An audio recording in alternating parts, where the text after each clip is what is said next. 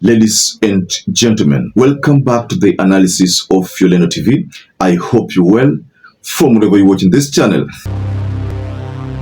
I'm telling you, in Mount Kenya saizi, things are boiling. You know, it has reached to a point where members of parliament, allied to William RUTO, have been forced to speak in closed, areas. In this particular analysis, ladies and gentlemen, I want to take you to something concerning KIENI Member of Parliament, WAINAINA. It's not the way it used to happen, whereby they could organize rallies and speak out their minds. This time around, they are forced to defend their positions, but in some particular hideouts. To a few facts and to remind Kenyans of who we are and where we are, and particularly we people from Mount Kenya region, and this is what I want to say. So I want to take you to a video from KIENI Member of Parliament. You'll be shocked at the amount of defense that is being piled by these members of parliament. But before we get there, please, ladies and gentlemen, I'd like to kindly urge you, good viewers, to like this video. It's so important, because when you like this video, that is the only way YouTube shares this content to many other people. Also, good viewers, please subscribe to this channel if you have not subscribed before. And to those who supported us by subscribing before, thank you so much for that support. The KIENI Member of Parliament appear to be bothered, disturbed. You can even use those kind of words. But based on the body language, the Member of Parliament found himself on the defensive. And why do you think this is the case?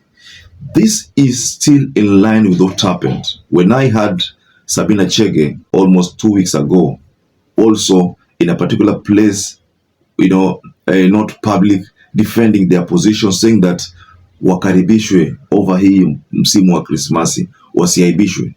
And then what followed is Kimani Chungwa seen in Othaya, and there Kimani Chungwa was heckled and people walked out of a church session because of him. So all these indicators, ladies and gentlemen, are pointing to a fact that these members of parliament, allied to William RUTO, are getting it rough. So talking about getting it rough, I want you to listen to this defense that has been mounted by KIENI Member of Parliament, who seems to be trying to justify why the Kikuyus should not chase them away. And this is what they had to say. To a few facts and to remind Kenyans of who we are and where we are, and particularly we people from Mount Kenya region, and this is what I want to say. Going back to our government, I want to remind our people that we are 8 cabinet ministers plus a deputy president, that is 9. We are also having 2 ministers without portfolio, that is Kuria and David D. If you add up that together, we are 11 members. In fact, plus Cecily Barire, who also sits in the cabinet and sworn in to sit in the cabinet. So in total, we are 12 in the cabinet. You add to 24. So we have. Now, having said that, I want to say that this is a government that after election, they really returned the favor we gave them by giving us 12 cabinet positions. And when we say that, it is also good to remind ourselves that RUTO, as the president, he has only 2 cabinet ministers. That is Molkomen and Shilchil. That is, he has 2 cabinet ministers plus the president, while we have 12 cabinet ministers plus the deputy president, plus of course the central government, central bank governor, plus the chief of defense forces, plus the inspector general of the police, plus there are several very senior positions. Having said that, it is also good to remind ourselves of our numbers in this country. We want to remind ourselves, we can't count ourselves without reminding who we are in the voter roll. We are 22.5 million voters in Kenya, according to the 22 voter roll. Out of 22.5, Kikuyu, Meru, Embu, we are 80.5. So if we don't integrate ourselves with other Kenyans, it means that we are going to pit ourselves against 14.5 million voters. And if we are 8.5, there is no way we can defeat these people. So the best thing I would advise our people is we integrate ourselves with the rest of Kenyans. And having said that also, it is also good to remind ourselves of our numbers in the parliament. We are 349 members of the parliament. Out of 349, we are 85 members from the Kikuyu, Embu, Meru community. So if you get to 349 minus 85, the rest of Kenyans have 264 members of parliament. So we cannot push our single agenda and defeat 264. It is the English saying that if you can't beat them, join them. I'm asking other members of parliament like myself, we join the list and we debate for Kenya. We should not reduce ourselves to debate for a section or a region of our country. And having said that, I'm sure Kenyans are listening to me. And if you doubt anything, go back to Nairobi. Nairobi, we have never had a governor. And out of 17 electoral votes in Nairobi, we only have 6. So 11 go to other tribes of this country, and which is good also. So it should never arise to in our mind that we are minority. Yes, we are majority, but we are super minority. No, but not super majority. We cannot go to beyond 50%. Very well, ladies and gentlemen. So I want us to dive in to the president's portal, and let's look at these numbers, because the KIENI Parliament is trying to plead with the Mount Kenya people not to chase them away.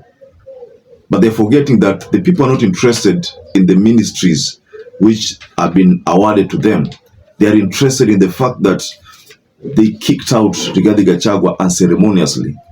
So this portal, ladies and gentlemen, I'm seeing the deputy president is Kindiki. And also if I go further, the land CS is Alice Wahome. There's former AG Justin Muturi. Dr. Andrew Karanja is the Agriculture CS, Eric Murithi, Water Sanitation Irrigation, Miss Margaret Nyambura, ICT Digital Economy, Kuria and David Ndi are senior advisors in William Ruto's government. They sit in the cabinet. IG comes from Nyeri, CDF comes from Nyeri, and then we have Mercy Kiru Wanjiru, who is the secretary to the cabinet, so and others. So this is the reason why KIENI Member of Parliament is saying that they should be allowed to mingle freely with their constituents in Mount Kenya. They should not be heckled. So in other words, they are afraid to be subjected to what Kimani Ichung'wah faced over the weekend when he attended a church service at Nyeri within Othaya region, constituency. Let me just be precise. So, ladies and gentlemen, what do you think about this statement coming from the KIENI Member of Parliament? Of course, your statement, haijatolewa kwa rally, public rally. It has been issued at a certain place. I think that could be a sitting room within his home.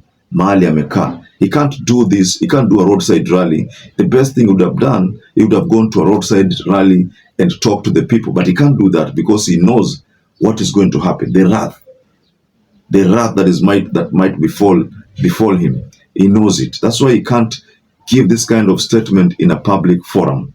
So the best thing is to give it in a hideout. It's just like Sabina Chege's case, a hideout. The only people who can give statements public right now are the members of parliament allied to Rigathi Gachagua.